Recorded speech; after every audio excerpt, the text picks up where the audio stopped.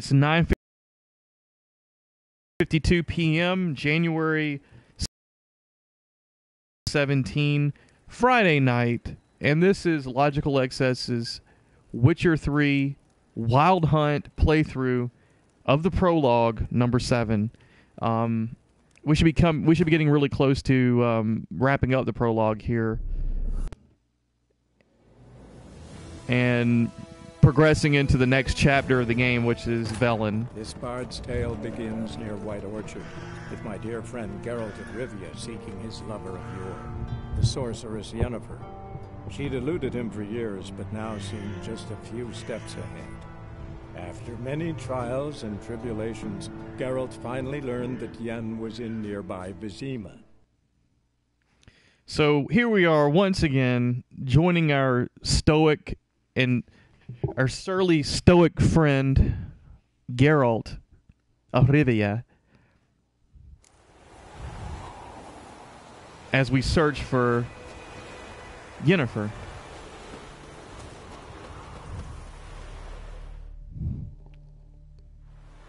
Greetings.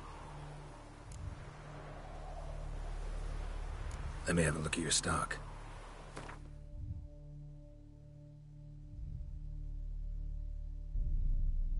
And this guy actually has some decent gear here, but it's kind of expensive. Like really decent.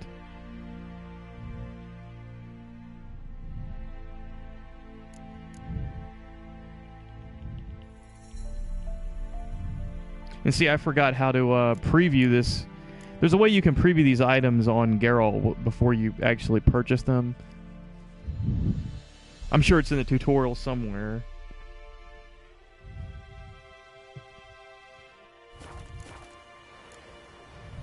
Take care.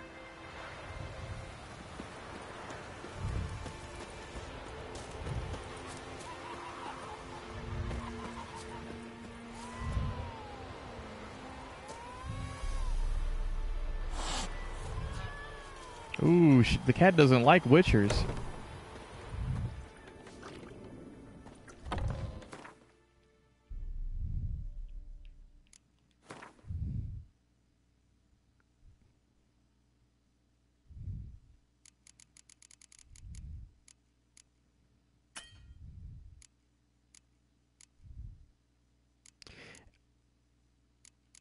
I thought I made this on the last playthrough. Griffin decoction. I might as well make this Griffin decoction.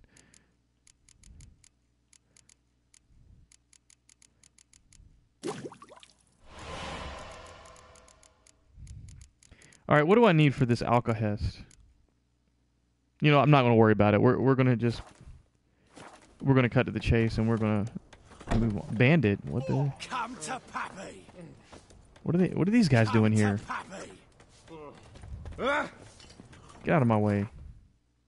I'm a witcher.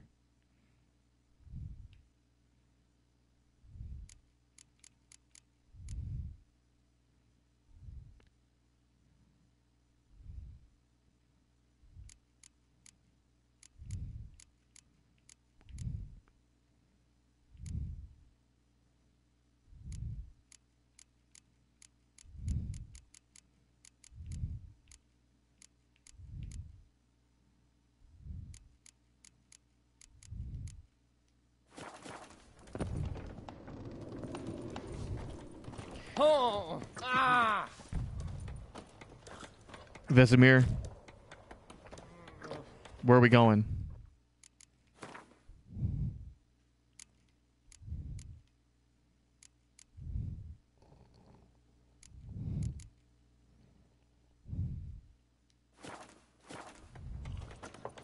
Wolf? Where are we going, Vesemir? Yennefer's in Vizima. Got a few friends there, so... Something wrong? Look around. Trouble brewing. Who are they?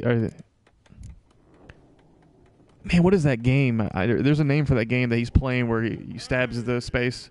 I think it's called like Crazy Jack or something like that, or Anyways, who are they? Who are they? Patriots, drinking their 7th round for Tamaria, fist starting to itch. Don't see any Nilfgaardians. They'll find another foe. I'll buy some provisions for the journey, then we'll go. Geralt, we should stay out of it, just this once.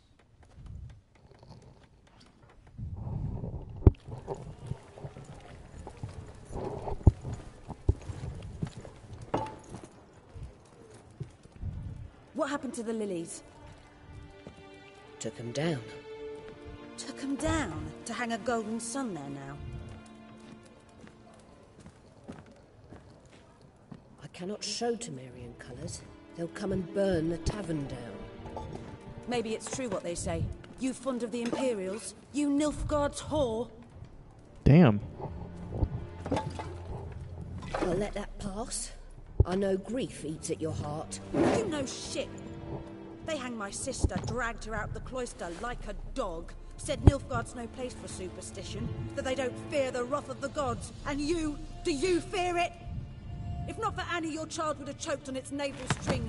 You owe your son to my sister attending to the birth, and you don't fear the gods' wrath. You don't fear it, you cunt! Damn. What the hell? Leave me be!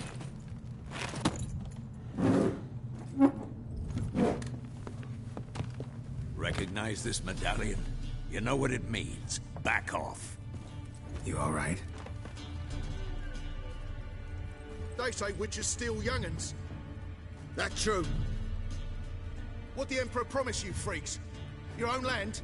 Like he did the elves once? Get out, all of you. We ain't going nowhere.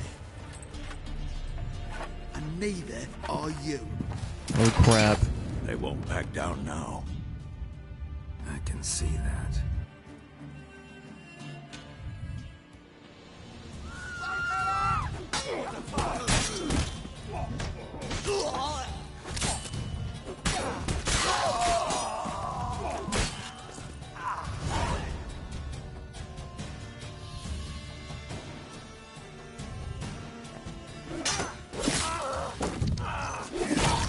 Holy crap.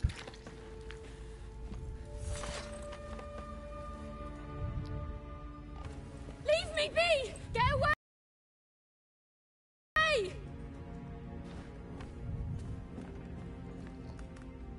See his face! God save us! Be gone, and don't ever come back.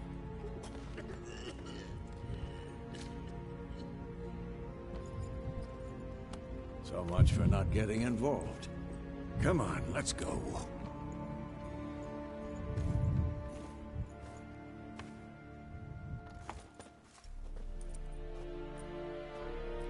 Oh crap. Here come the, That brawl, we didn't start it.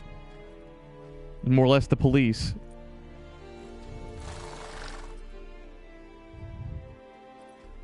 Excuses, excuses. You've not changed a bit. Yen? How?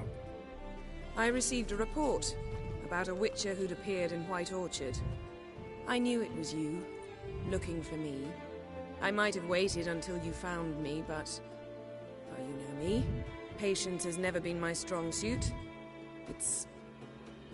good to see you, Geralt. I'd even embrace you.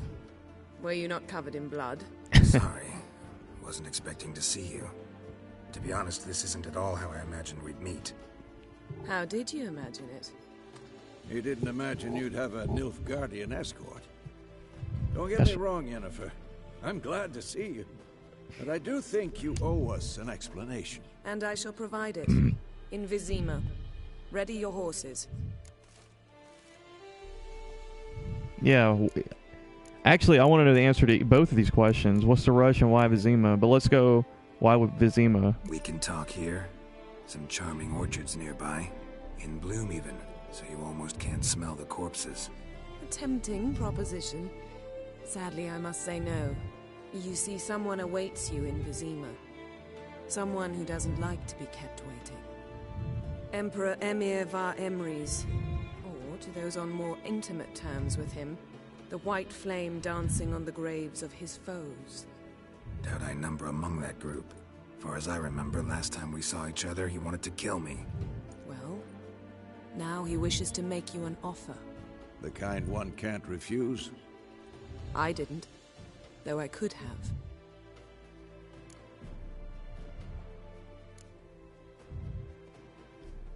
Must have been a damn good offer then. Not many things you'd give up your freedom for, and even fewer people. The sooner we set off, the sooner you'll find out. What about you? I'm going in the opposite direction. I somehow doubt the Emperor's invitation mentioned me. Besides, I've got things to do at Kaer Morhen, remember? Yeah, I remember. Thanks for your help, Vesemir. See you soon. How's your horse? Swift? Can't complain. Why do you ask? I'd like to be back behind some thick city walls as soon as possible.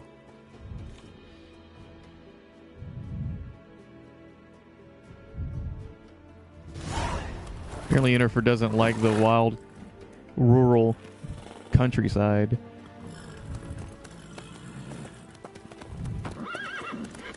Especially in medieval Poland.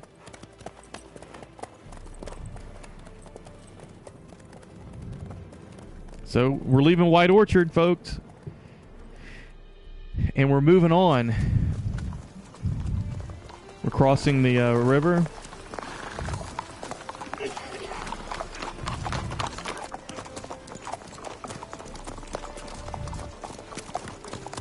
You know, I had a dream about you recently. Knowing you, it was probably filthy. Just the beginning. But then... But then...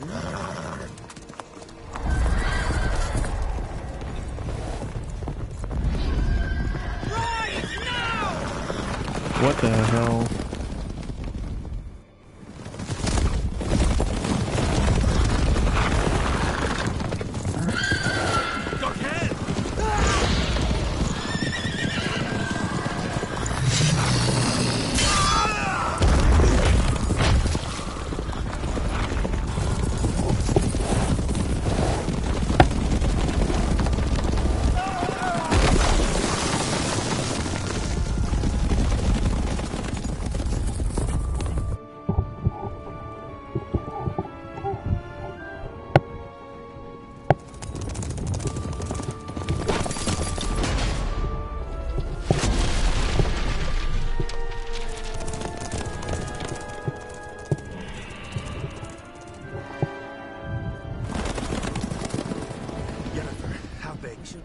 Tomorrow, all right? After the audience.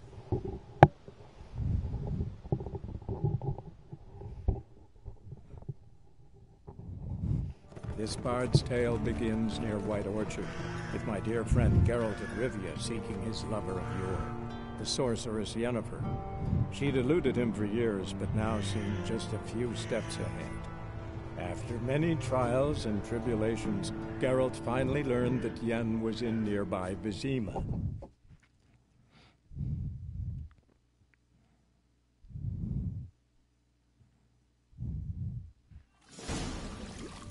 Vizima, capital of occupied Temeria.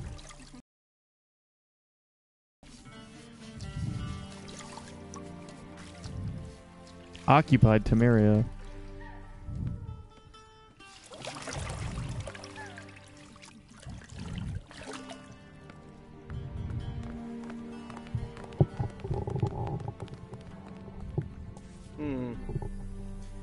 It must suffice.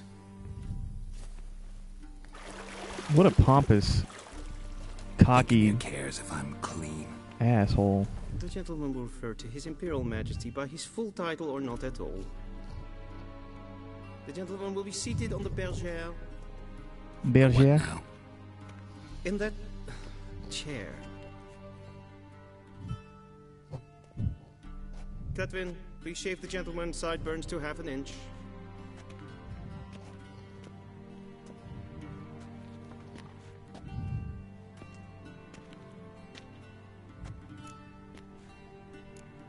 Yeah, something wrong with his beard. I think it looks cool. What's wrong with my beard? Always thought it added to my dignity. It does.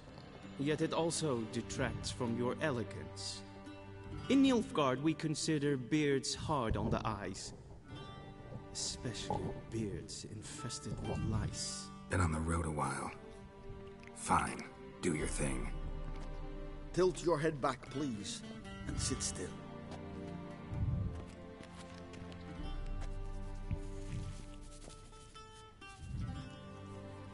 And prepare to answer some questions. General, I am not certain this is the appropriate time. I can't think of a better time. Men turn honest when they feel a blade at their throat. He has a point. Morvran Voris, commander of the Alba Division. Before they take you in to see the Emperor, Witcher, there's some information I need you to verify. It's a formality, but one that must be seen to. Sure. Paperwork's gotta be in order. So, Geralt of Rivia. Place of birth, unknown. Parents, unknown.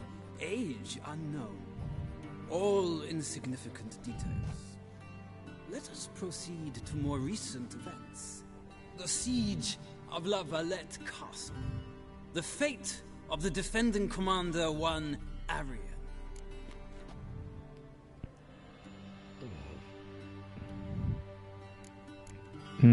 I'm not really sure. See, I haven't played... I think this is where the game ties into The Witcher 2. And since I haven't played it, I really don't know how the events play out. So I'm gonna make some assumptions here. Let's say that I'm gonna go ahead and admit it. I have nothing to hide. I'm a Witcher. Foltest ordered me to clear the path. The boy stood in my way. Cutting down the La Valette heir. This made no impression on you? I suppose it wouldn't. What's some baron to an assassin of kings? Moving on. You then found shelter in charming Flotsam, and from there made your way to Vergen. My question is how?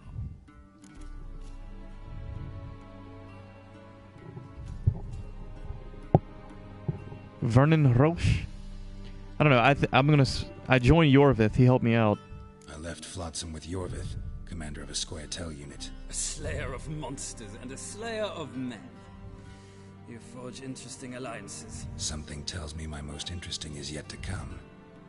Go on, next question, before my beard grows back in. We shall shave you again if it does. Very well. The infamous summit at Loch Muir. You were there. And once again meddled in the affairs of the mighty.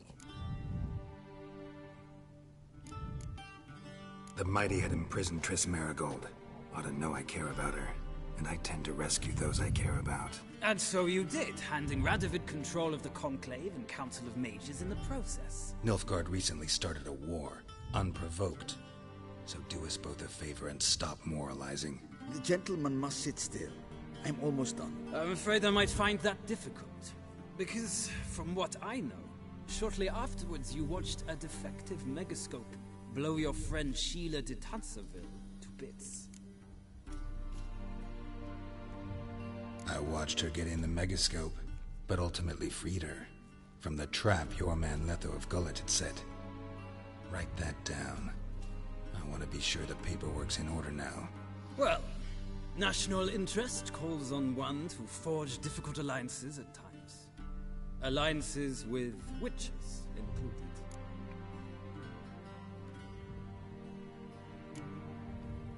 That an ongoing alliance? What's Letho up to? I had hoped you would answer that question. Ah, so Letho's hiding from you.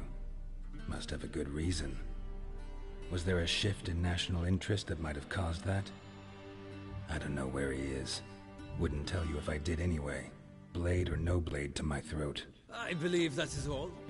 Your signature, please, affirming you stated the whole truth and nothing but the truth on pain of imprisonment or death, etc., etc. Here and here.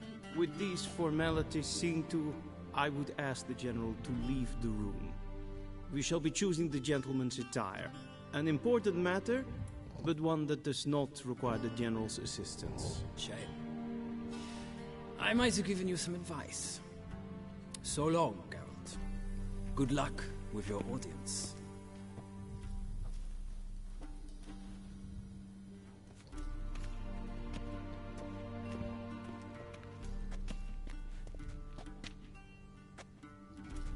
Feels more like I'm being readied for a wedding. Were that so, I would have prepared the gentleman a frock, a tailcoat, or possibly a dinner jacket. In point of fact, the gentleman will choose from these garments. Where are my clothes? Where are my clothes? Where they should have gone long ago, with the laundress. They will be returned to you after the audience, clean and starched. The gentleman will tell me once he has chosen an outfit.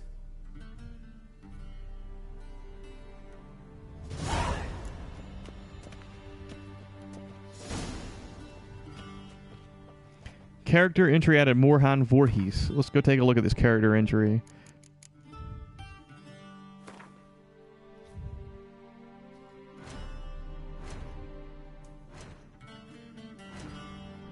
Emirates. Few names in the continent's history arouse as much terror and respect as that of Emir va Emirates. Daithwin Adan in Karn Ape Morvud, the white flame dancing on the graves of his foes, Emperor of Nilfgaard, Lord of Metina, Ebbing and Gemera, Sovereign of Nazair and Vico Varo. He was ruler of half the civilized world and aspiring conqueror of the other half. He was a personage whose deeds and decisions shaped the fates of whole kingdoms and populations. What then could he possibly want of a simple witcher? Morvan Voorhees, commander of the Alba Division, an officer of the highest rank and a pure-blooded aristocrat. One who, with pride, could call himself a Nilfgaardian, a designation reserved only for native-born inhabitants of the Empire's capital and its immediate surroundings. At the time of their first meeting, Geralt had no idea what an important person had been assigned the task of asking him a few routine questions. Knowing the Witcher, however, knowledge of Morvan's rank and status would not have made much of a difference.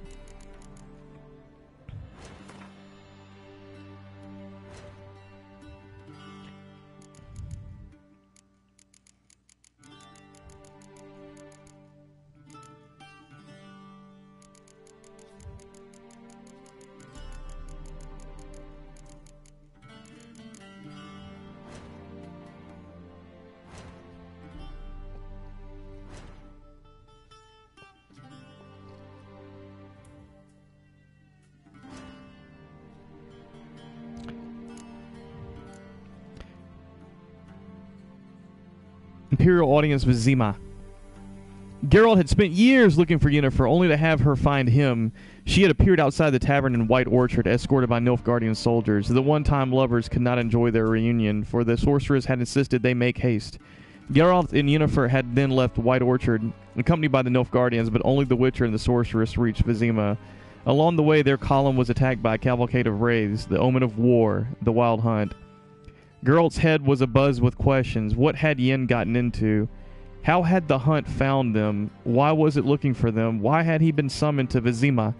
He was to get his answers from none other than the Emperor of Nilfgaard himself, Emir va Emirates, the white flame dancing on the graves of his foes, the most powerful man in the known world.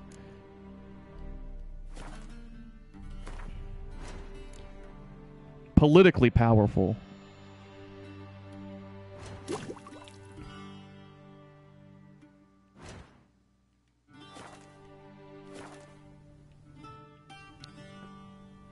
Alright, so let me,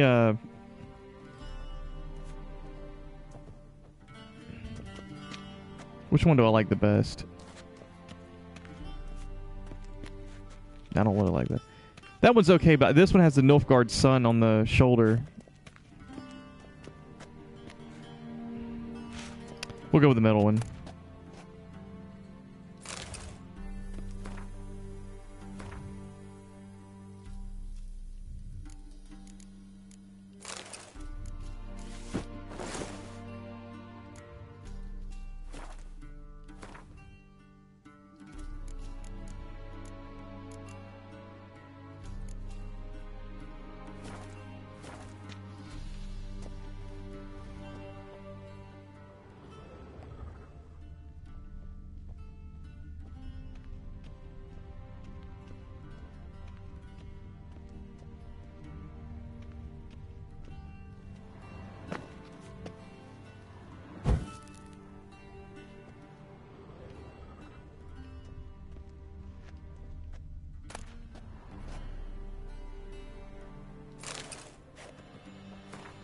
A sword for witches. Who are the hunters, you ask? Folk like you and yours, I reply, the decent kind. Haters of lies, doers of good, the kind who live according to the gods' laws and nature's laws too.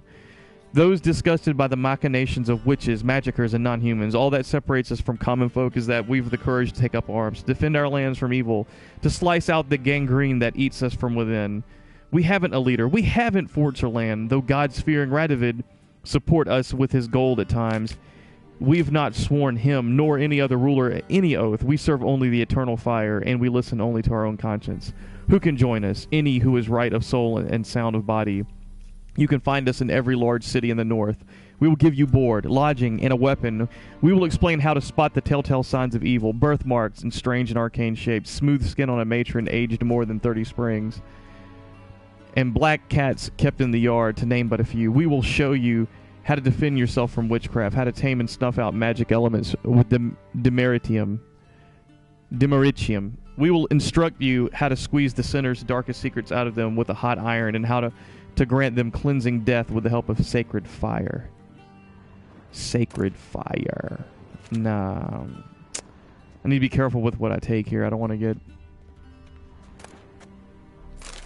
sent to the torture chambers. Shame I have no time. Gnomish pranking. Scrub the greasing from a dog's ear. Soak into cotton twine. Place in a new lamp of greenish hue, and set said lamp betwixt an eager crowd. Forsooth shall they swear that a dog's head they behold, and this shall be no sorcery but good betidings. For the Prince of Elander's nuptials, a paltry gnome armed with a miniature cutlass behind himself in a pie. When guests partook of the princely banquet, anon jumped out the besabred gnome, giving a terrible fright to all at first, then causing much merriment once the jest was figured. A cynocephalus, or a dog head in our tongue, a beast that in the waste of Zanzibar dwells, has the corpus of a man but the head of a dog. The Prince of Alander did receive such a specimen from those far-off lands. The cynocephalus let stream its urine with the tolling of every hour, both day and night, and this is why the Zangibarians engrave its likeness on timepieces and compasses.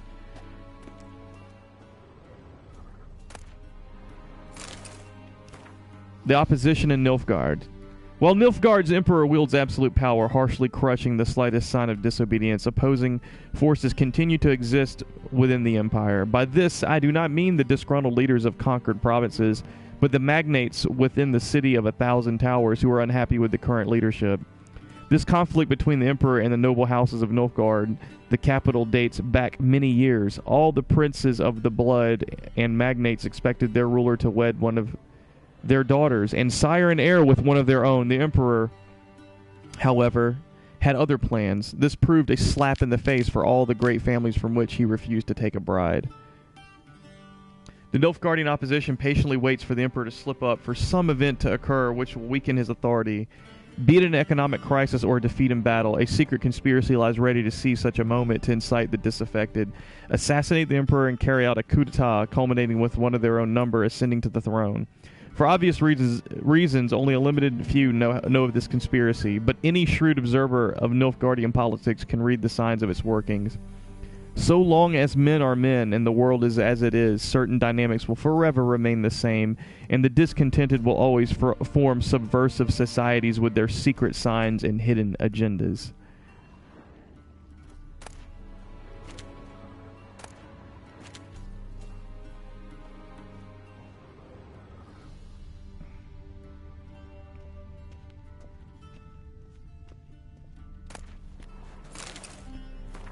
The Chronicles of Redania. Redank the elf, despite what one might conclude from his moniker, not one drop of elven blood flowed in King Verdank's veins. They called him the elf because of his exceptional beauty and for the great admiration he felt for the Ainseed.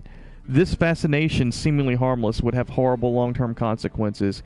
King Verdank, spitting in the face of all laws and customs, chose as his wife a half-elf, and one of low status at that, known as Beatrix of Kovir. The fruit of this regrettable and short-lived mesalliance was Falca, who later father, though this uprising was ultimately extinguished and Falca herself burned at the stake, the young state was thereafter thrown into chaos for years to come. Vedimid, directly out of Nordling tales. Inconceivable.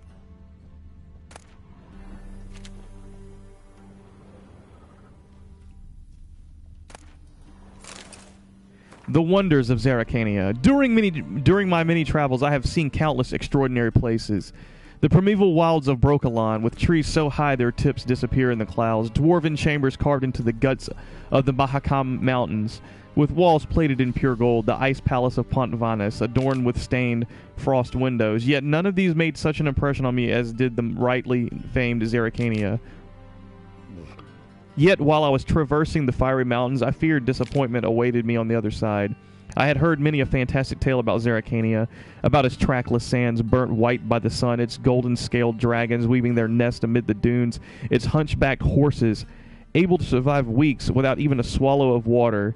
Yet none seemed to me at all plausible. I was sure all these sensations were but the figments of some bard's overactive imagination. Hunchbacked horses able to survive weeks without even a swallow of water. So this is describing a region that's probably is similar to the modern Middle East and Egypt.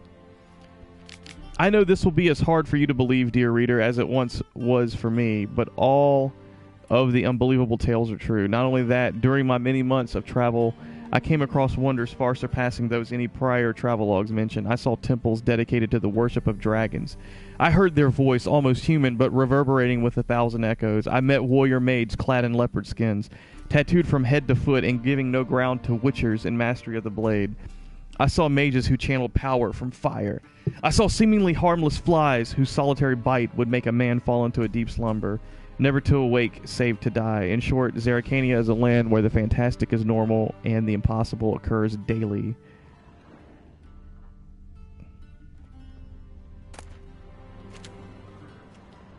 A shame I have no time.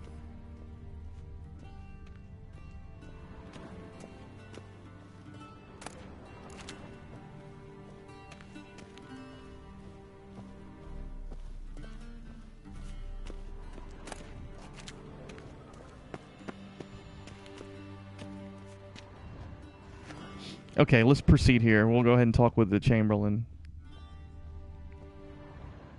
A touch tight in the waist, but it will do. Does the outfit satisfy the gentleman? It's okay. A studded doublet and a sword on my back, that's what would satisfy me. But tough, when in Nilfgaard. Yes? It's a saying. So what now? Powder my nose? No need. The gentleman's complexion is light enough. The gentleman is to stand before the ruler of the North and South. I must confirm that he knows how to bow. Let's confirm this. Confirm away. Please watch.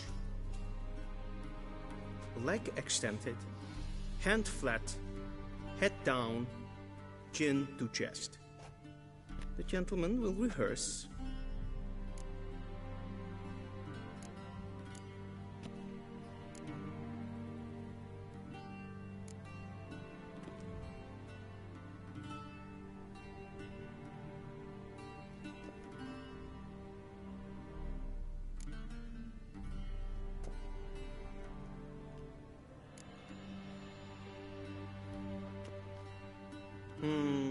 Lacking fluidity and grace, but we've learned to expect less of Nordlings. Come with me.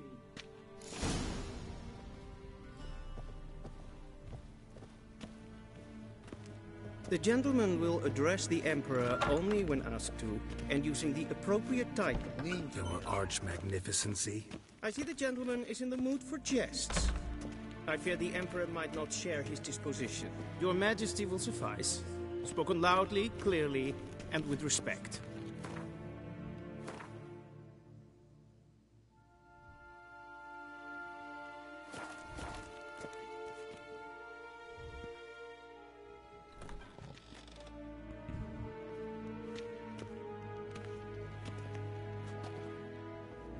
Imgrimi eb art ketzer.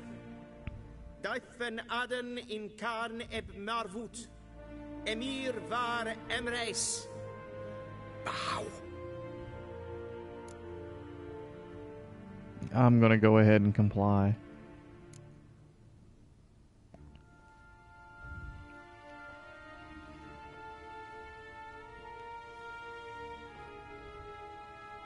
Your Imperial Majesty.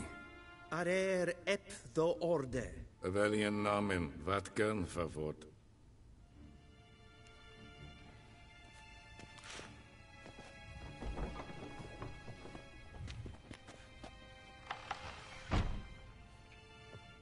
I thought you bowed before no man. Didn't want to disappoint the Chamberlain. We're friends.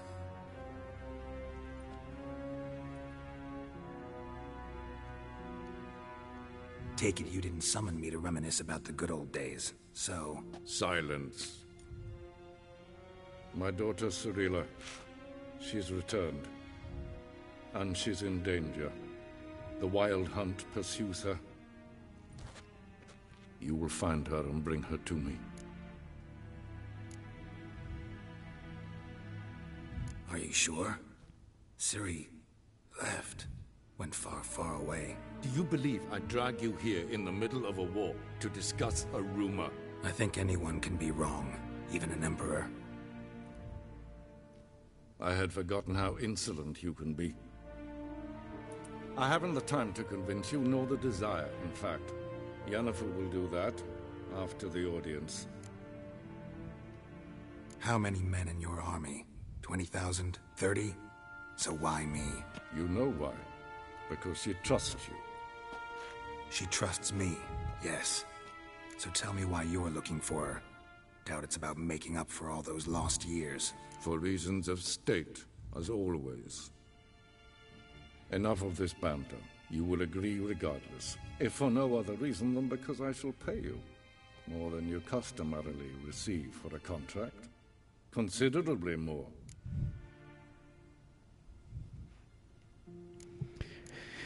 Oh, man.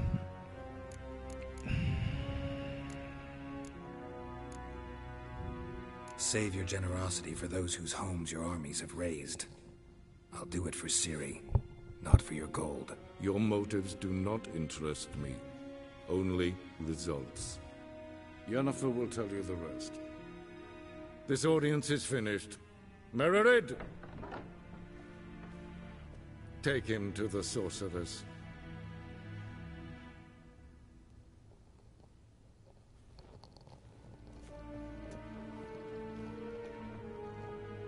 Wow, I think I feel like I cut that shorter than it needed to be.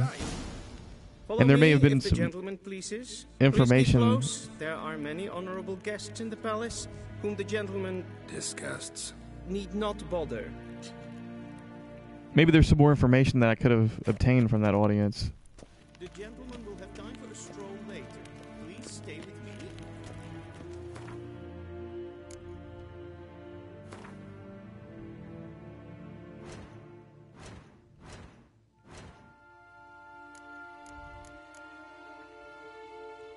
The Emperor clearly and succinctly laid out what he wanted. His daughter and Geralt's ward, Cirilla, was in great danger, for the Wild Hunt was on her trail. Geralt, a superb tracker linked to Emir's daughter by the iron bonds of destiny, stood a better chance of finding her than anyone else in the world.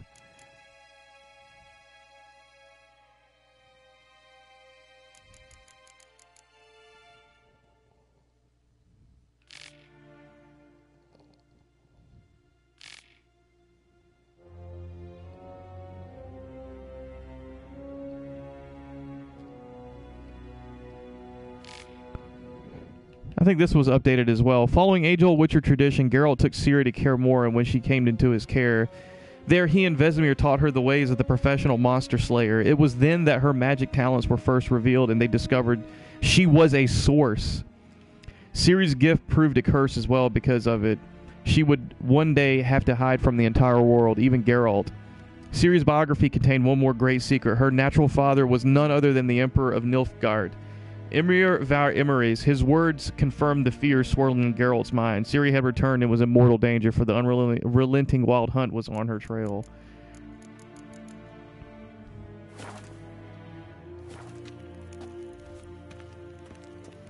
The gentleman will have time for a stroll later. Please stay with me.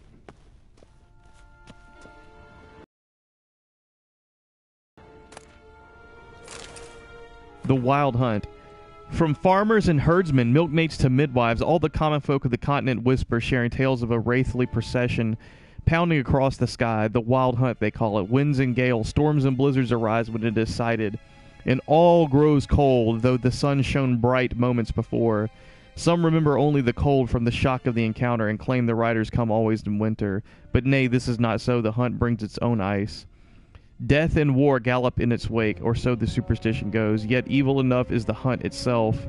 It takes folk captive, youths most often, in the prime of their wildling years, with 10 to 20 summers behind them. The hunt rushes in and they disappear, only to return long years later with no memory of what passed in the time between.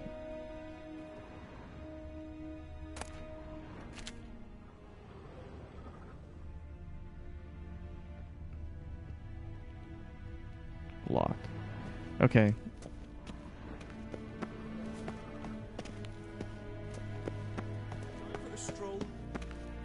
Evain Kershire is Daithwin Adden in Khan at Morwood.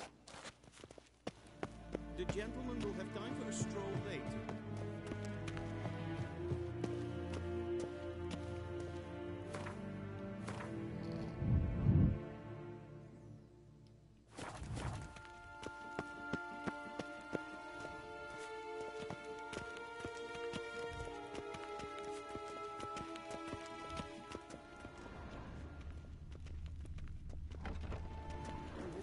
Need anything? First thing in the morning, and it's past noon. Calm yourself. What? Do you know who you're talking to, soldier? I'm Herivard II, Prince of Elander. Not only am I made to wait here like some supplicant... We zien es voor een company? Ja. Tinter. Nee. Raadsleden enicht es tun, es is saur nee fire. Es is ziet efsa. Tedde tak heen en kalant nese voor lois saur. Ep Toussaint? Mind if I interrupt? Why not join in instead? We're discussing neutrality. How difficult it is to preserve. I know a bit about that. Know a thing or two about that. Care to explain? Never changes. I try to stay out of things, stand aside.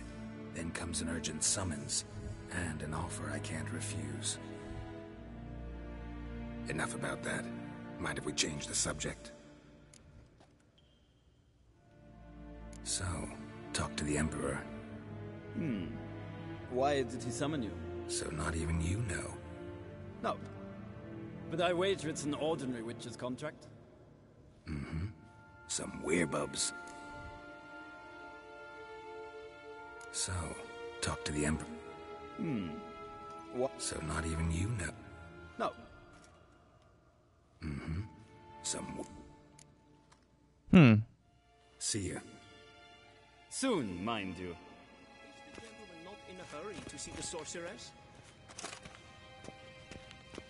Es verderf evelin katta af. Tre gleideren.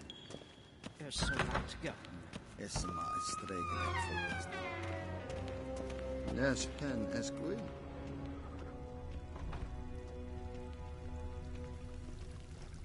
Esseklaiti. Kin we braine gat?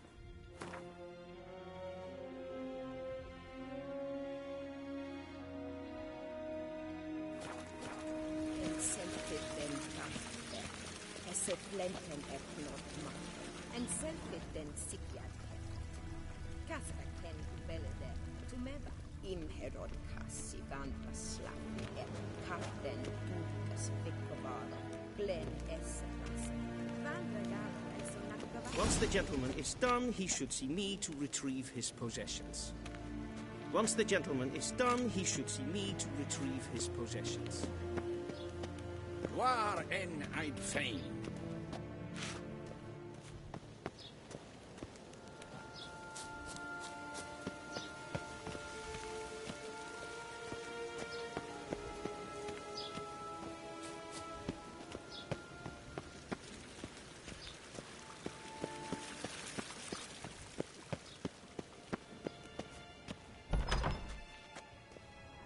Will sharpened yet? Yes? Then transcribe. The true authority in Novigrad is not the city council or the merchants' guild, but the Church of the Eternal Fire and the criminal underworld. At times it is difficult to tell the one from the other. They both display a similar ruthlessness and cynicism that... Please wait, Your Excellency. I'm falling behind. You know what? I'll write the report myself. You'll need only prepare a clean draft. In triplicate.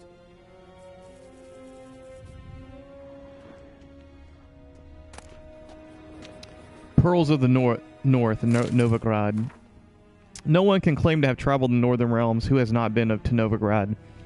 If I were forced to list what, during my many meanderings, has made the greatest impression on me, it would be precisely this great, and yet at the same time free city. A metropolis worthy of the Empire, its only flaw is that the civilization Nilfgaard carries within her has not yet enlightened it. That is why hordes of reactionary cultists of the Eternal Fire dwell in the midst of its excellent buildings and superb commercial infrastructure.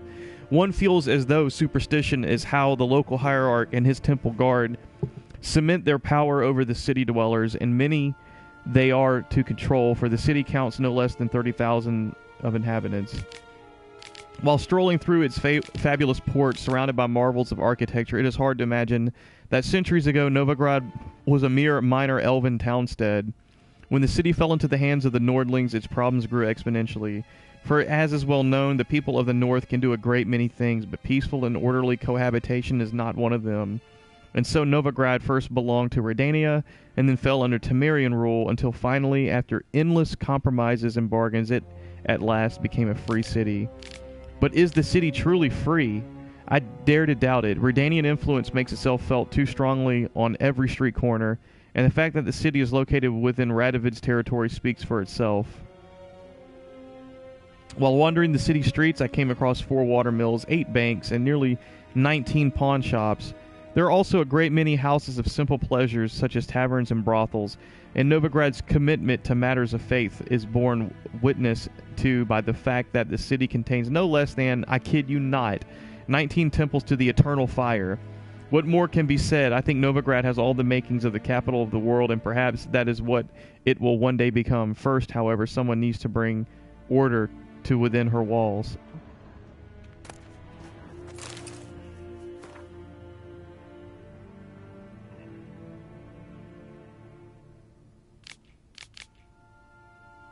We've read that book already.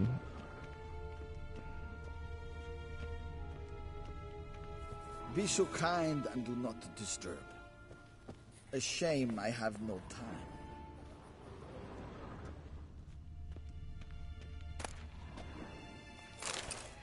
A portrayal of the elder races. What is a non-human? The answer is simple. As the very name suggests, it is something which resembles and yet nevertheless is not a human.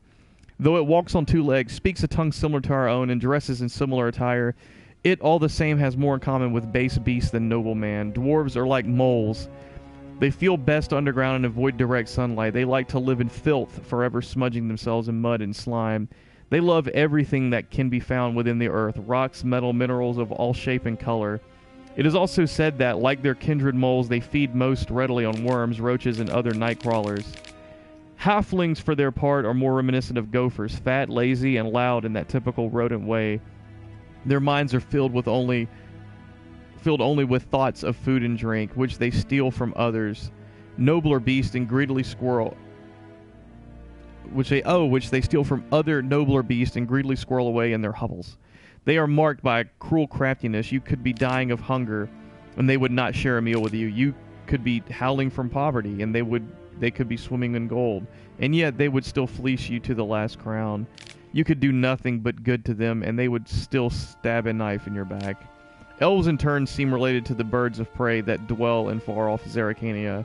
They care most for colored feathers. They would most readily spend all day staring at their reflections in the water and singing their own praises.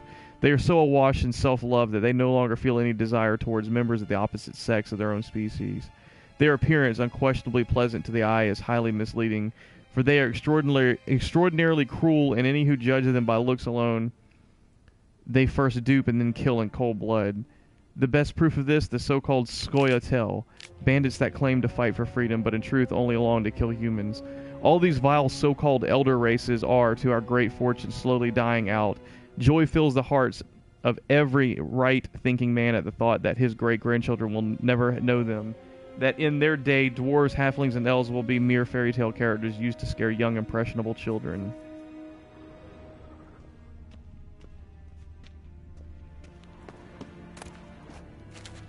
smoking pipe.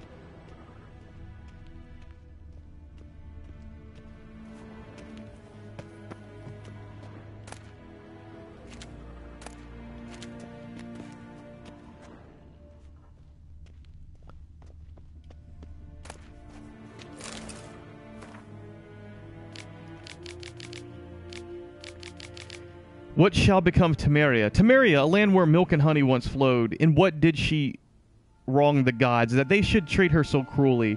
The Pearl of the North to some, she proved a galloping range for Nilfgaardian cavalry to others. As a country, it had survived 2 previous wars against the Empire. It was here that the war's bloodiest battles were fought. It was in Temeria where their most bestial deeds were wrought. It was Temerian civilians who bore the full brunt of these wars' horrors. And bear them we did, bravely and steadfastly, until the demise of our great protector, King Foltest. Then Providence turned its fickle face from Temeria, murdered most treacherously. Foltest failed to leave Temeria a worthy successor. And so all manner of curse soon fell upon her, tearing her apart like so much carrion. She had no more allies then. None remembered that we had once been the armor protecting the north from the designs of the mad dancer, he who had the gravestones of his foes pounded into a ballroom floor. A free and independent Temeria is no more. A dark-faced sun looms over her every rampart, yet we Temerians live on, and always will as long as folk believe. The usurper who took our beloved capital, Vizima, to treat as his property will forever peer over his shoulder in fear, for in the shadows lurks not one dagger, but the power of a nape blow.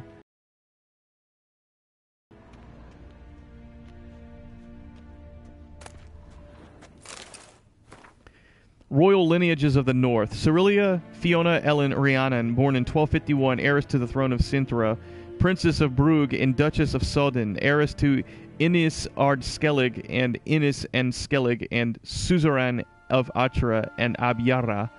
Daughter of Pavetta, see Pavetta Fiona Ellen, and the Urchin of Erlenwald, see Emir var Emirace, granddaughter of the famous lioness of Cintra, Queen Calanth, see Calanth Fiona Rhiannon. A shipwreck occurred during a journey from Cintra to Skellige, which took the lives of the Urchian and Pavetta.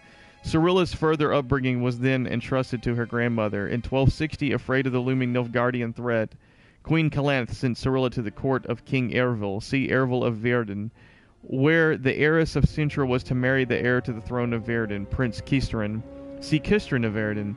Though allying with Verden and gaining the aid of that realm's army was at the time Calanth's top priority, no marriage ever occurred, and Cyrilla returned to her grandmother's court. In 1262, during the so-called Cintra massacre, Cyrilla went missing. Ciri? I guess that is Ciri that they're referring to.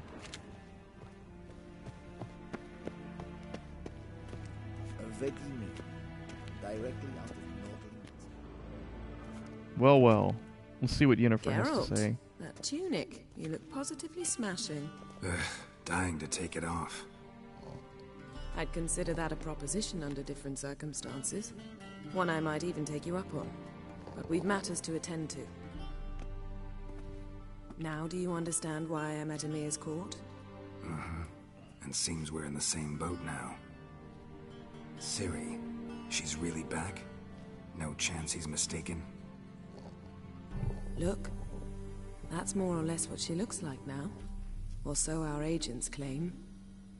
Our little witch has grown into a young lady.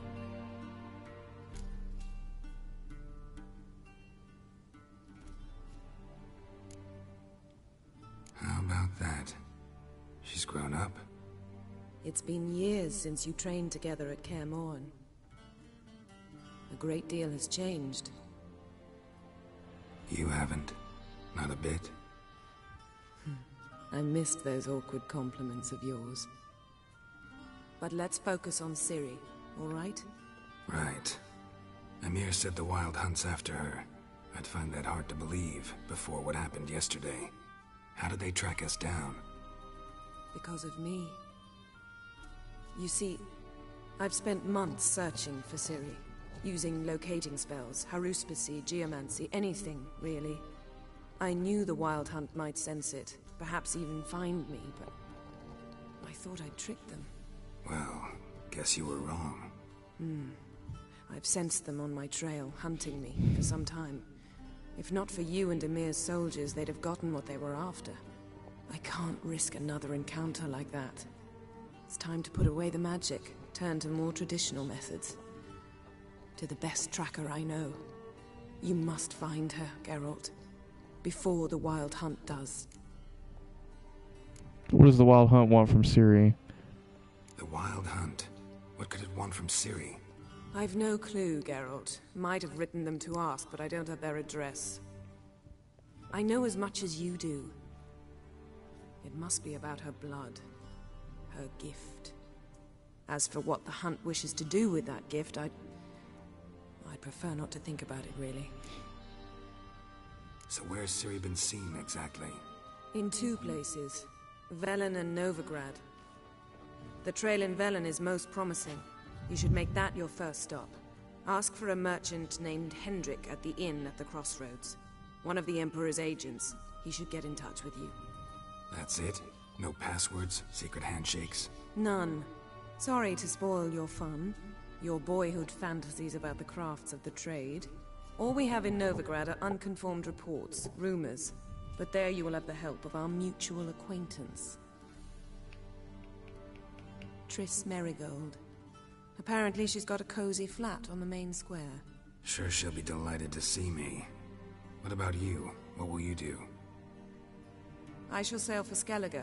There was a magic explosion there recently, blew half a forest down. I believe this had something to do with Ciri. I'll be in Caer Trolde. Join me there once you've learned something. One thing before we go. Why didn't you contact me? Didn't need me? Didn't even want to see me? I didn't want to spoil things. I'd heard you and Triss made a great couple. Yen, I'd lost my memory. Really? That's your excuse?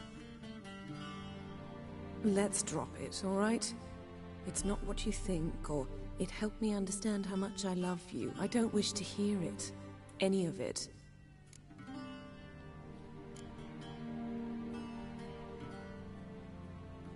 Guess this means we need to split up again. Not my preference, but I understand. Clock's ticking. It is indeed. So why don't I teleport you to Velen, get you there at once? Not gonna happen. I'll go on horseback, as soon as I can get changed. Have it your way? Oh, and you really look quite dashing in black velvet. Think so? Maybe I can have some of my armor lined with it. Good luck, Yen. Same to you. And if you wish to learn what's happened in the world while you and Vesemir roamed the wilderness, talk to Ambassador Varatra. That's him over there. And Geralt, I know it's wartime, but try not to be a hero, all right? Just check those leads and come back to me, in one piece. I shall be waiting.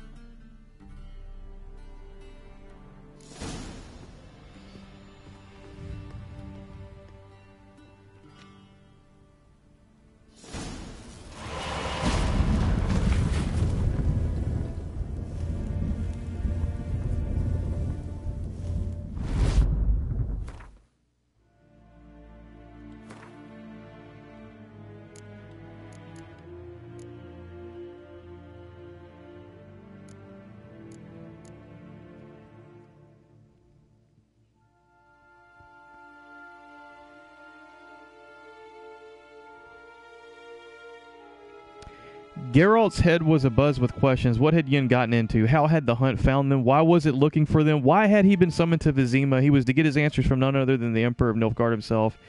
Emir Vir Emrys, the white flame dancing on the grades of his foes, the most powerful man in the known world.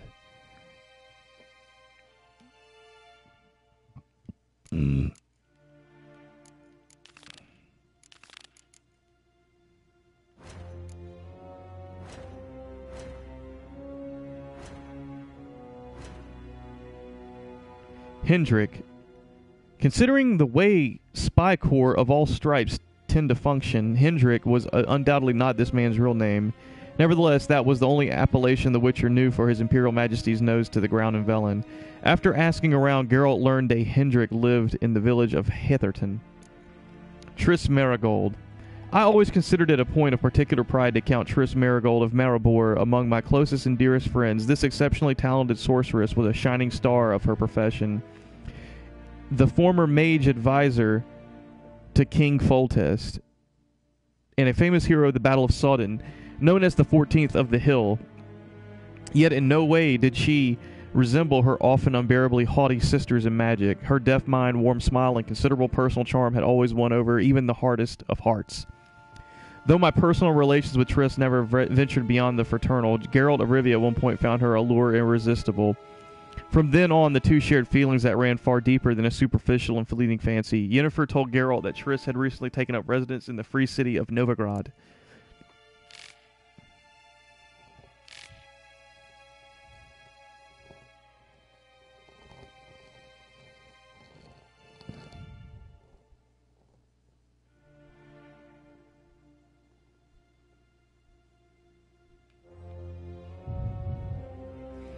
Yennefer made it clear while the Wild Hunt wanted Ciri. Eredin wanted the power latent in her elder blood. She also let Geralt know that Ciri had been seen in war-ravaged Velen as well as in Novigrad, the largest city in the world.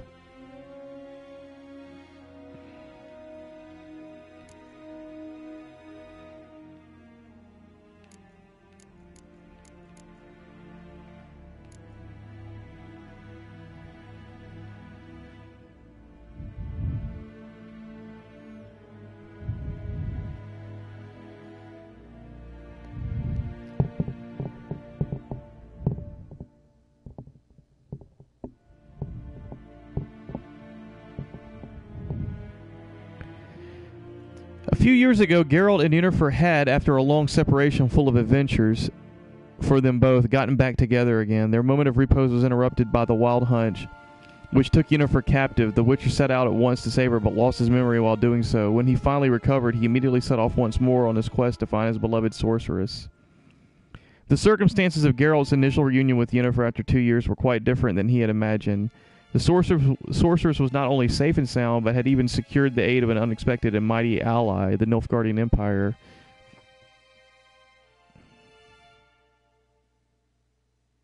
So, Yennefer has been taken captive by the Wild Hunt in the past.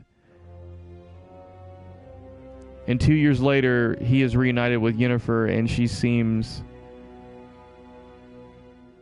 safe and sound with an alliance of the Nilfgaardian Empire. That's interesting. And she speaks of the Wild Hunt as if it were a mystery. Like not necessarily like a mystery to her. It's like if you've been captive, maybe you're familiar with the Wild Hunt and what their purpose is.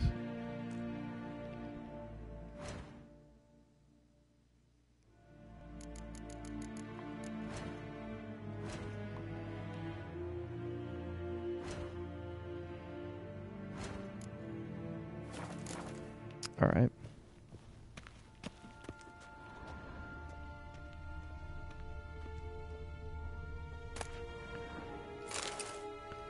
Letter to Yennefer. Yennefer, my dear friend, thank you for your letter. Forgive me for not answering your earlier attempt to reach me via Megascope. I am trying to limit my magic communication to the absolute minimum. One never knows who's listening, don't you agree? I am delighted you have found a position at our gracious Emperor's court and wish you the best of luck in search for his daughter. It is good to know that Emir's intentions for her have become more, how shall I put it, mundane. Perhaps in these circumstances an agreement regarding the lodge will prove possible after all.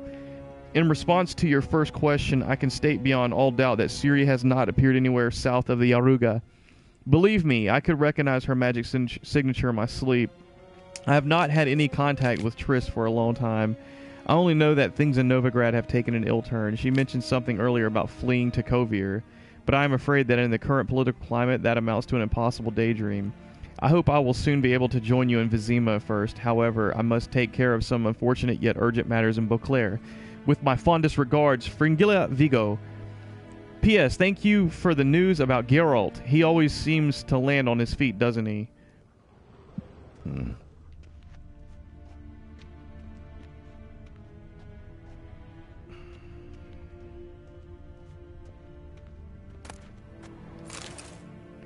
She who knows. Folks say they were for at first the mother. She who knows, the Lady of the Wood, came here from a faraway land, and since She suffered terribly from loneliness. She made 3 daughters out of dirt and water. A ruler of all of Velen, her daughters brought her the people's requests and served as her voice. Each spring, sacrifices of grain, animals, and men were made to the Lady of the Wood on her special night. Yet, as the years passed, the Lady of the Wood slipped deeper and deeper into madness. Her madness eventually spread over the land. Men took to abandoning their homes and setting out into the bog, where they became food for beasts. Before long, Velen was drowning in blood. The daughters saw their land nearing destruction and took it upon themselves to save it. When spring came once more, and with it the night of sacrifices, they killed their mother and buried her in the bog. Her blood watered the oak atop Erd Serben, and from then on the tree grew wholesome and hearty fruit for the people. As for the lady's immortal soul, it refused to leave its beloved land, and so the sisters imprisoned it. To this day it lies trapped beneath the whispering hillock, where it thrashes about in powerless rage.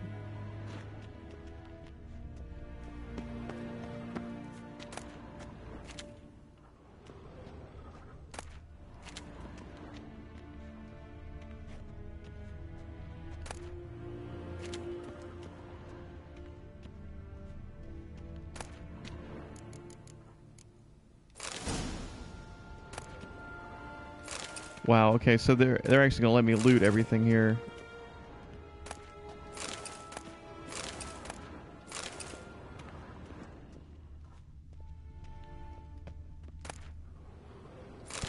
A sword for witches.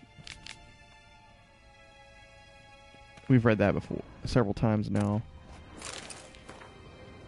The last wish. Human life requires 3 things for its sustenance: food, drink, and gossip. It is thus no wonder that no matter where I travel, be it icebound Povis or even green Tucson, everyone asks me about the passions that bind Geralt and the sorceress Yennefer of Vingerberg. As a man both cautious and discreet, I refuse to betray their secrets, with one important exception. The history of their first encounter is so extraordinary, so romantic and moving, that it would be a veritable crime to hide its light beneath a bushel basket. Indeed, had I not witnessed these events in person, I would never believe there was room in our grim and dark world for such fantastic marvels. It all began when Geralt and I were feeling a bit peckish and, unburdened by heavy coin pouches, decided to fish our supper out of a lake. No bites were to be had, but we did not leave empty-handed. My hook snagged quite a lovely little pot. Oblivious to my friend's warnings, I opened it, and in doing so freed a powerful djinn. Without giving it much thought, I set about proclaiming my wishes. Before I could get to 3, however, the djinn, irritated, I see now in hindsight, at being issued demands so soon after waking, began to throttle me. Geralt was able to drive him off, but I was left in a sorry state. I acted, the Witcher told me later, as though under the influence of some curse. Clearly the help of an expert in the magic arcana would be needed. It was our good fortune that Yennefer of Vingerberg happened to be staying in a nearby village. Geralt went to her to ask that she heal his best friend, who happened also to be the brightest star in the Norse poetic firmament. Yennefer, however, was more interested in the djinn, which she wanted to trap into magic servitude, than in its victim, and it should be said, played the Witcher like a well-strung mandolin. Yet rather than grow angry at being used in such a calculating manner, he fell white head over muddy boots in love with her. What happened then? Well, I won't go into detail. Suffice to say that Yennefer's plans hardly delighted the djinn, and without its cooperation she proved unable to tame it. The sorceress would surely have met a tragic end and taken all of Rind along with her had Geralt not rushed to her rescue. For once, he did not need to draw either of his blades to send the djinn packing. He had but to pronounce the third and final wish. He could have asked for anything, wealth, fame, power, but instead he asked the djinn to bind his fate to that of the arrogant yet intriguing sorceress from Vingerberg. Julian Alfred Pancrans, Viscount of Lettenhove, born 1232, award-winning poet, playwright, and troubadour. Frequent performer at the courts of Niedemir, Vizimir, Vinslav, and many other nobles and notables. Alumnus of Oxenfurt Academy. Lunar shards.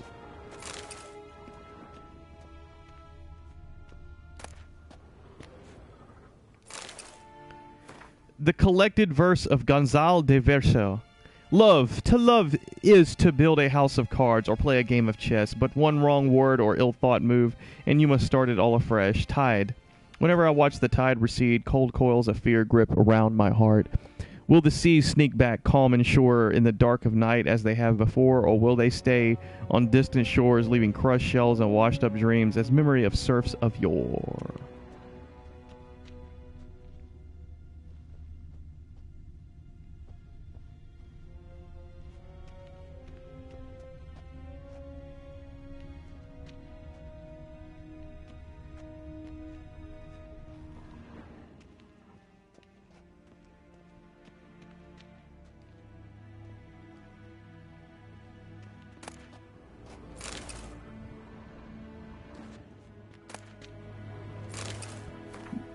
This Sword for Witches book comes up a lot.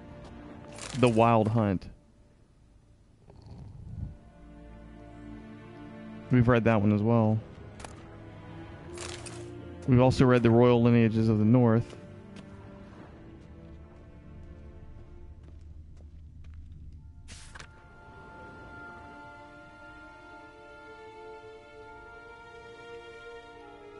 Scars healed nicely.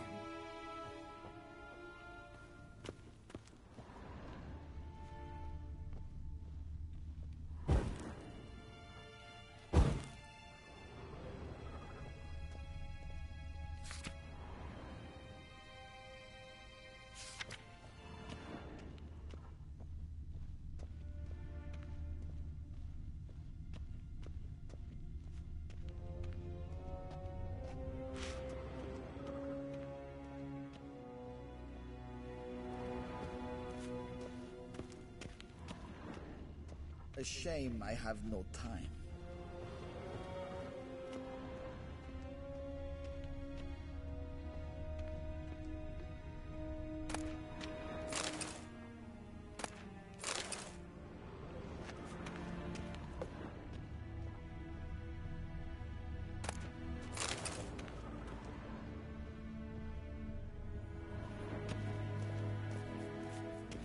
A Vedimir, directly out of Nordling tales. You can't see.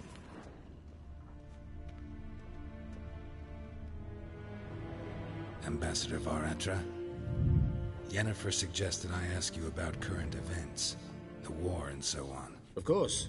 The Emperor's servants should keep no secrets from each other. If you will, let us approach the map.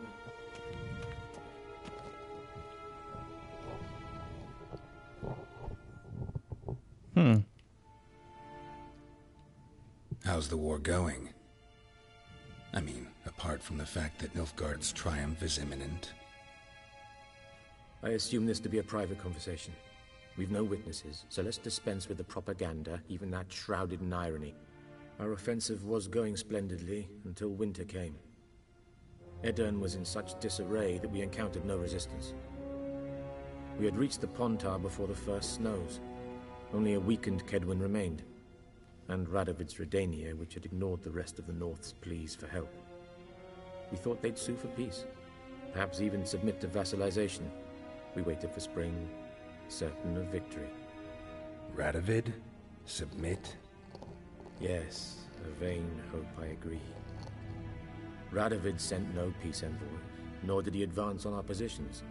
Instead, he trudged over the snow-bound Kestrel Mountains and attacked Kedwin, his ally. This attack took the Kedweni by surprise. They were still mourning the loss of their king. Rudderless and dejected, they laid down their arms after a few lost skirmishes and joined Radovid. And so by spring, instead of two weak enemies, we had only one powerful one. That admiration I hear in your voice? Radovid is our foe, but I cannot deny he is clever. He played us for fools, particularly dense ones at that. Returning to the war, this spring there was a massive battle in the marshes of Velen. Massive, yet indecisive. Both sides suffered enormous losses, unprecedented even. Radovid has retreated across the Pontar. He's safe for now, until reinforcements arrive from the south. Then Emperor Emir var Emrys will deal with him once and for all. Couldn't you just go home? Save everyone a lot of marching? Not to mention a few human lives. I'm afraid the stakes are too high to fold now. We can only go all in. How do things look in Velen? As bad as ever. Perhaps worse. This land never flowed with milk and honey, and now it flows with blood. Armies have swept through it several times, trampling fields, looting granaries, burning villages. Famine grips the populace. So how's ruling that earthly paradise going for you? Not well, to be honest. Our forces are spread thin as it is, and Velen is chiefly swampy forests that are difficult to control. We've had several patrols never return to their camps. Thus, we've temporarily delegated authority in this region to a certain Nordling, a former low-ranking officer in the Temerian army, one Philip Strenger, better known by his nom de guerre, the Bloody Baron. I advise you well. Avoid him. Any news from Novigrad? Is the free city still free? Yes, although everyone knows this won't last. Radovid is in Oxenfurt, and the Emperor is here in Vizima, at Novigrad's doorstep, both. And both require coin and ships, and Novigrad can provide these. Which is why the mood in the city is rather, well, on edge. Meaning? How do men deal with fear? They seek reassurance and scapegoats. The Church of the Eternal Fire understands this perfectly, and so it promises to improve the lives of its flock by pointing out the guilty. Who started the war? Who profits from it? Why, it's obvious. Mages, elves, dwarves, in a word, any and all deviants. I've been stationed in Novigrad for 13 years. First as a consul, then as ambassador. I've seen a great deal. Cruelty, cynicism, greed. But what is happening there now concerns me greatly. What's new in Skellige? Nothing. The islanders pride themselves on that, don't they? Doing everything according to tradition, as their forefathers did. And like their forefathers, they quarrel with each other, pillage, occasionally attack our transports. This is cumbersome, but nothing more. Skellige has always been a footnote to history, and so it shall remain. Sound awfully confident. What if King Bran manages to unite the Jarls? Lead all the clans against your fleet? King Bran is a feeble old man. From what I know, he barely remembers the names of his own vassals. Uniting all might prove difficult. Thanks for your help. Think nothing of it. May the great sun light your path.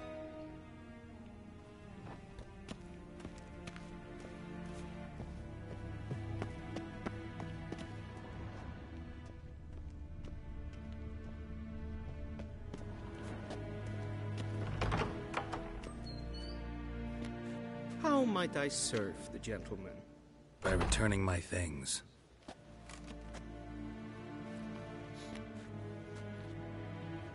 Citrus and cloves. The fragrance will keep the gentleman's robes fresh somewhat longer. Thanks, bunches. The Emperor is not known for his patience. He wants his daughter back safe and sound, as soon as possible. Yeah, mentioned something of the sort. So long.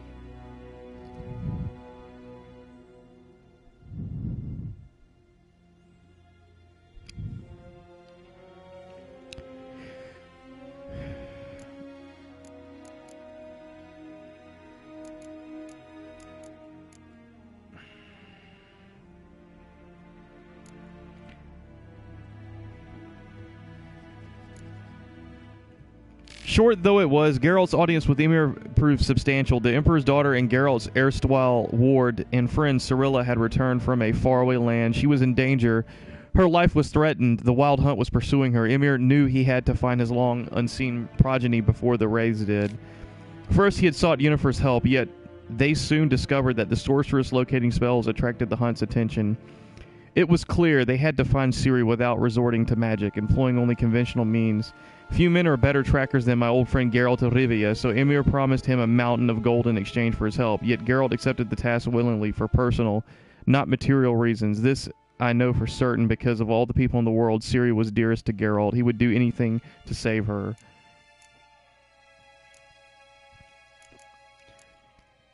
The Nilfgaardian connection, Velen. Geralt traveled to Velen in search of Ciri, an act that attested to the depth of his devotion. Only a man who has been to this land can know just how vile it is. At this time, it was commonly known as No Man's Land. Why?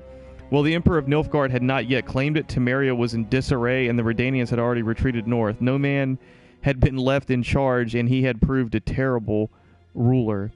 Geralt needed to find Hendrik, an Imperial agent who had been working on Ciri's case, and to collect from him what information he had managed to gather.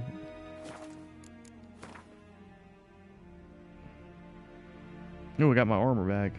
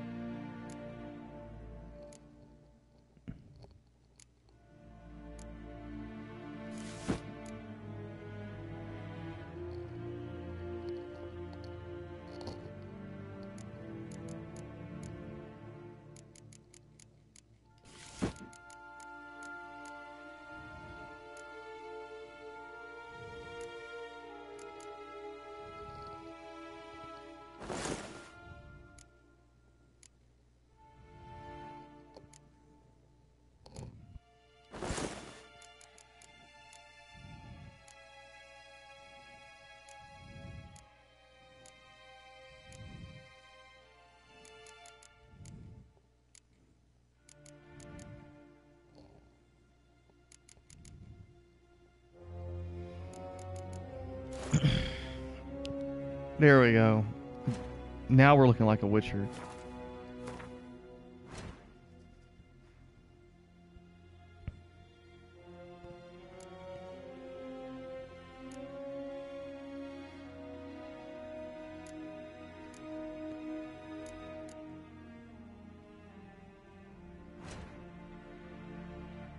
To switch to the continent view, press triangle.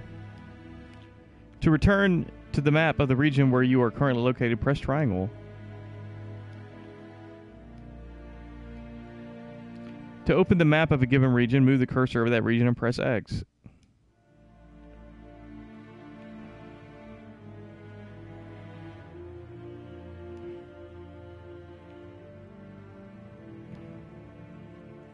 Royal Palace in Vizima, one-time home of the kings of Temeria, currently occupied by Nilfgaard.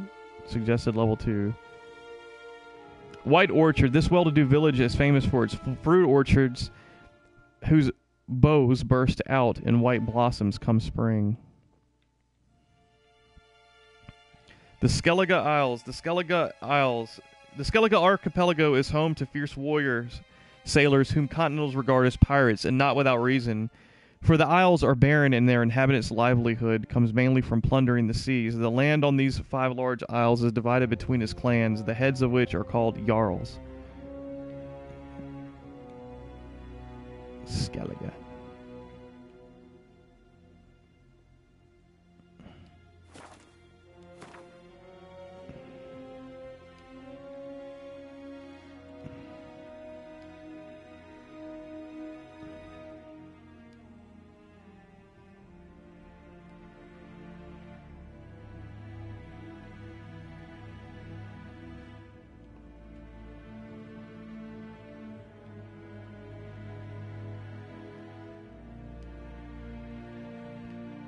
Velen, no man's land. The former Temerian province of Velen has become a war-ravaged no man's land.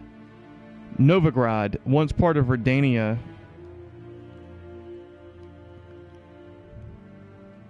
Novigrad now has the status of a free city. It is the world's largest city and without a doubt the richest as well. Cradle of the cult of the Eternal Fire. It is now home to the church of the same name. It is ruled officially by the head of the church, referred to as the Hierarch, though its underworld crime bosses also have a great deal of say in matters. Kaer Morhen. Kaer Morhen, meaning keep the sea of yore. Keep of the sea of yore. Is home to a school of witchers. Years ago, the keep was destroyed and its inhabitants murdered during a massive pogrom. Currently, only a handful of witchers winter here before setting out again on the path.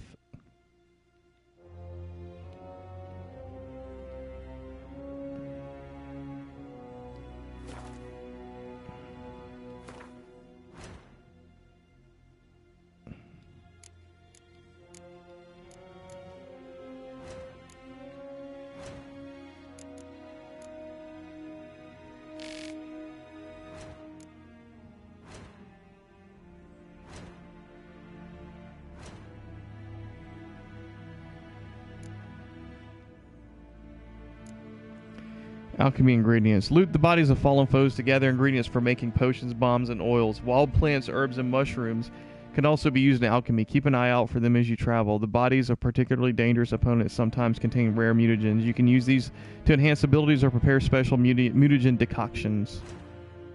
Decoctions.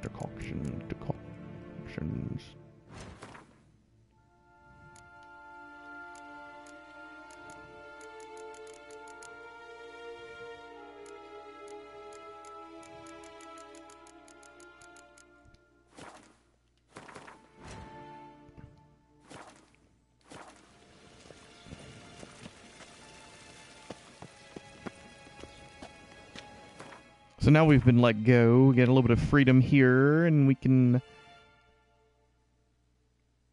I guess, explore and loot whatever we want now. Maybe even able to get a new haircut. No, it's locked.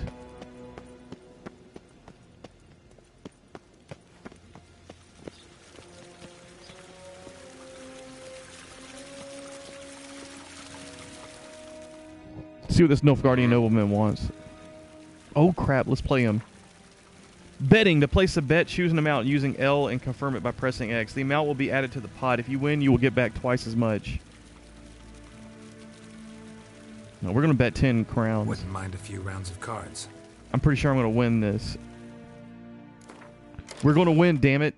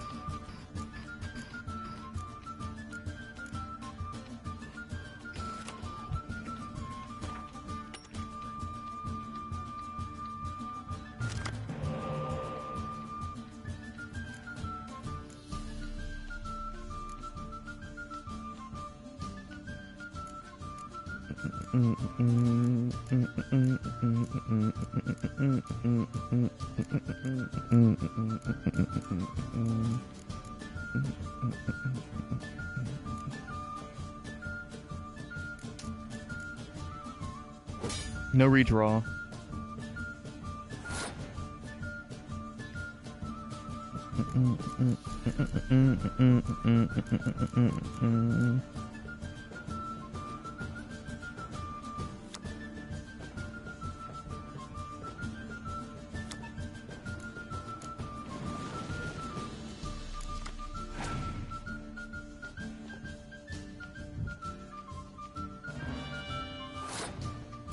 Okay, he just played Emir via Emery's. What did that do?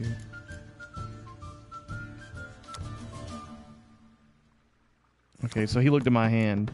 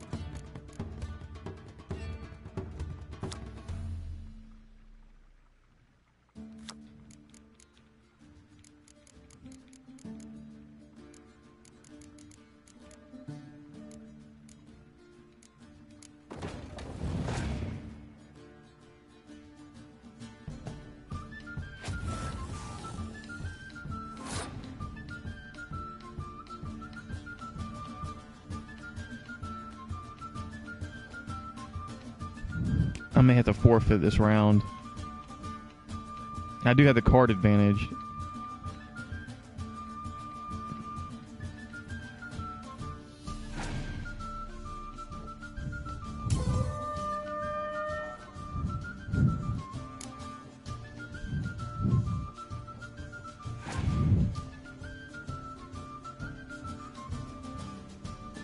Really? Why would he pass?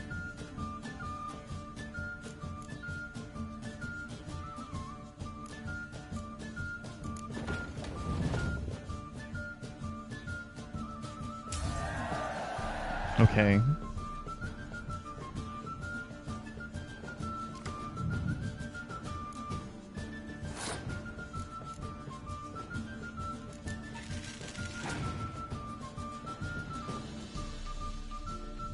Ooh, a hero card. Letho of Golett.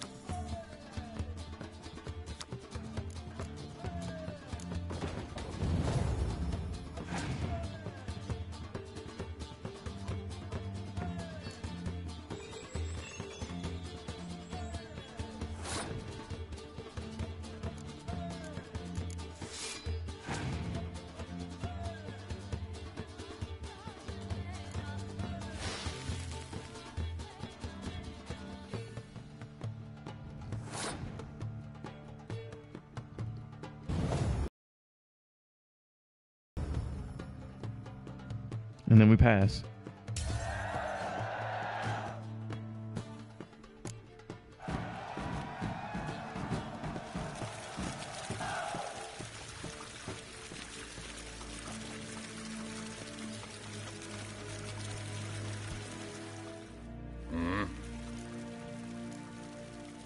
See you.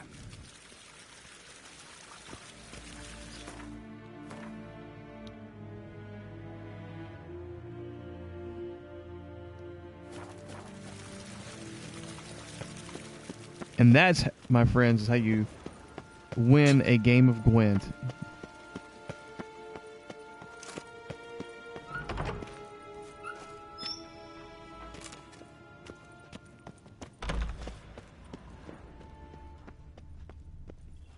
Nintamir Deitra.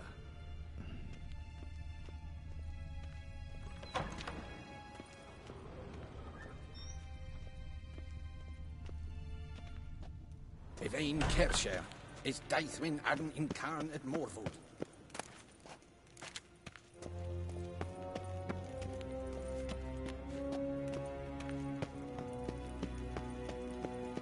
Yeah, I'm not going to loot in front of the guards for, like, blatantly loot right there in front of them. I'll see maybe what's in these containers.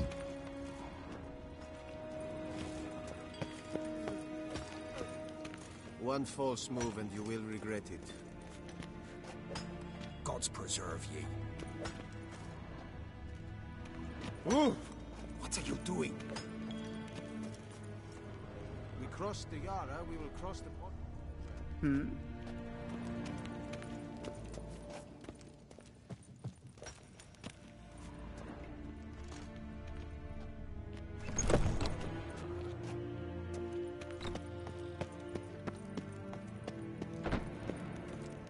Sheganatuvin.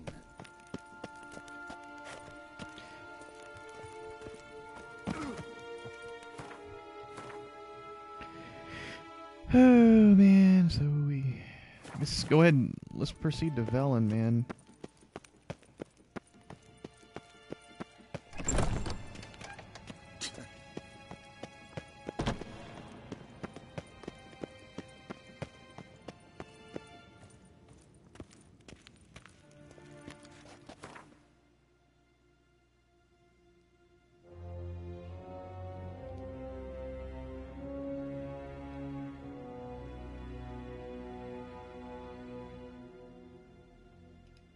Geralt and Yennefer were reunited, but something even more important happened in Vizima.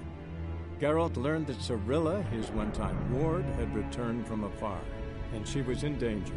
He was to find her, at the Emperor's command and Yennefer's behest. The bestiary contains information about the strengths and weaknesses of individual monsters. Okay, so now we are leaving the prologue. We are entering the next chapter of the game, Velen, and we're going to make a hard save. We're not going to make... We're not a hard save. Well, I guess you consider a hard save. We're going to make a manual save here at the very beginning of this new chapter. Just in case I ever want to come back to this game to try to do any sort of side content and maybe change some of the choices I made that may affect some of the side content. Humans do not trust non-human. Oh, Axi-sign can be used in combat during conversations and on wild animals.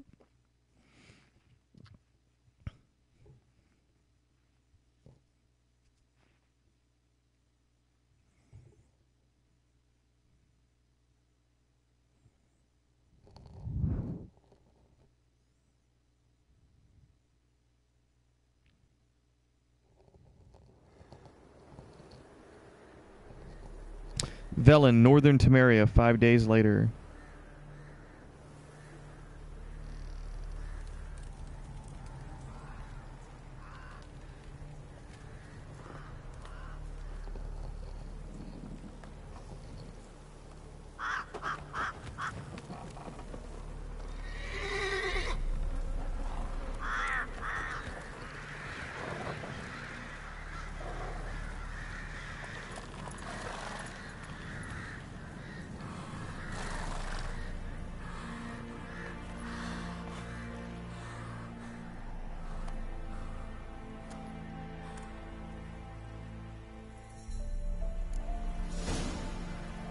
Quest updated the Nilfgaardian connection. And here we are in Velen.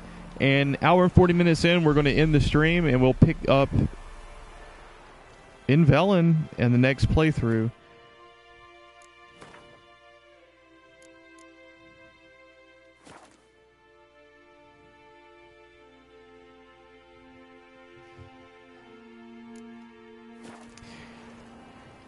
Good night, everybody. We will be picking up, like I said, the next playthrough will be beginning to make our way through Velen, No Man's Land. And this will set us down. We're done with the prologue. And we'll continue on with The Witcher 3. Have a good night.